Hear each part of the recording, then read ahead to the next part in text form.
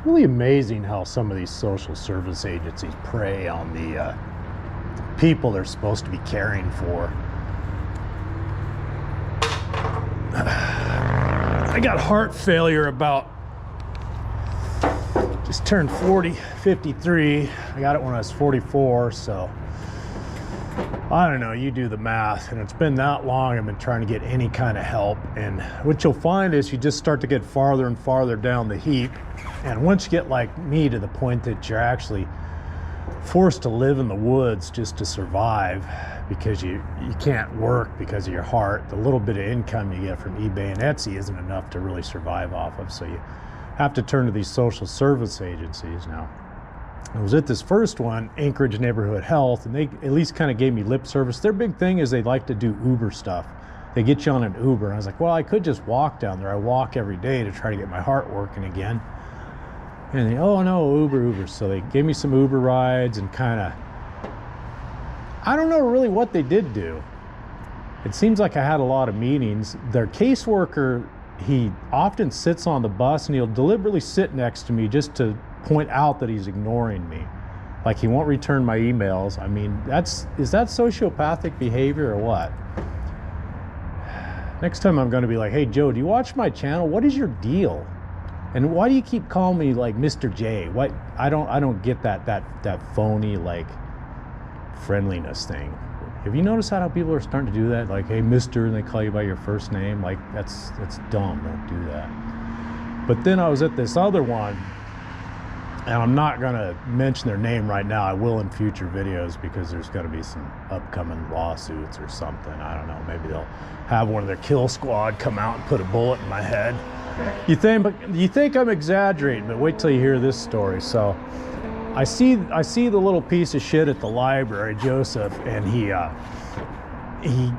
says, hey, do you know anybody that's experienced? And he's acting real sheepish, like he seems like he's trying to pull some kind of scam or something. And so we sit down and talk. I said, well, my problem with these agencies is that they will get a guy in just to get his social security number, and they run him around, waste his time, and then do nothing, you know. He's, oh, it's not like that. So they get me in.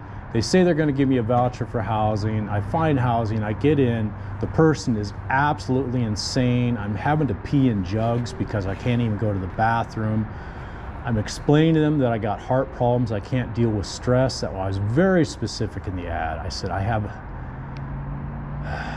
gotta slow down.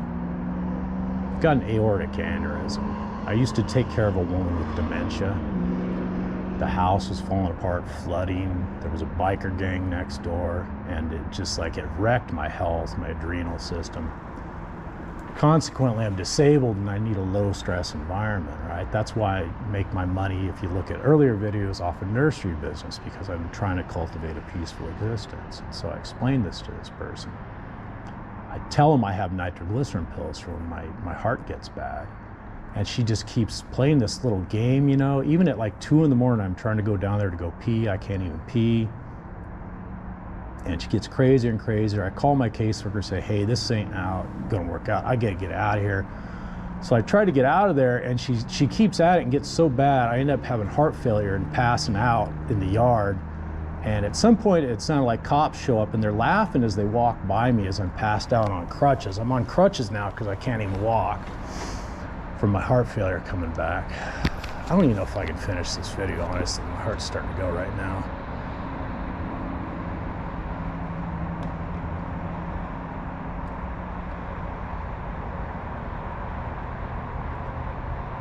And so I go into the house, I'm hobbling in on crutches. Oh, and she'd also blocked me from trying to get to my nitroglycerin pills. And so I'm walking to the house, they're all laughing. She jumps up, she's doing this phony little like, oh, it's not about you, it's not about you, when obviously it's about me. And I tell them I gotta get to my room. The cops never even talked to me anything, and now I'm being accused of a crime. They say I broke into the neighbor's house, I went on some rampage, I let a bunch of dogs out. I'm forced to sign this confession under duress. And with all these stipulations, and I'm saying it because I'm afraid my heart's gonna pop, right? I go in there, they're all down there laughing with her. I'm up on the stairs on all fours, crawling around because I'm in the middle of a cardiac event, trying to get my stuff bagged up. And they're down there laughing with this person, you know, who just used the money to put a driveway in. And I'm going like, what is going on, you know? I get threatened with arrest and eviction and all this. I get my stuff tied. They deliberately tie the bags just to be malicious. Put into a storage unit, told I can go live in the woods and to fuck off. They wouldn't return my calls, nothing, you know. And I'm just going like, and they took all the money, you know. All the money's gone. Won't talk to me about that. Took, you know, just gone, just like that. I mean, who does that? That is just extremely sociopathic behavior. And you know, what are they going to do? Sue me? I'm living in the frickin' woods. I'm not going to live much longer because now my frickin' health's destroyed. Well, are they going to investigate? Nobody's going to investigate. Nobody's going to do anything. It's like a star chamber court system here now. Once you get down to a certain level, anything you say, they can just write you off. Just say you're crazy. They had me go see a psychiatrist, so he's in on it. And he just write, no, I'm making it up, blah, blah, blah. But what they don't realize is I got a frickin' camera. I had a camera during the whole frickin' thing. So, you know, good luck getting out of that, guys.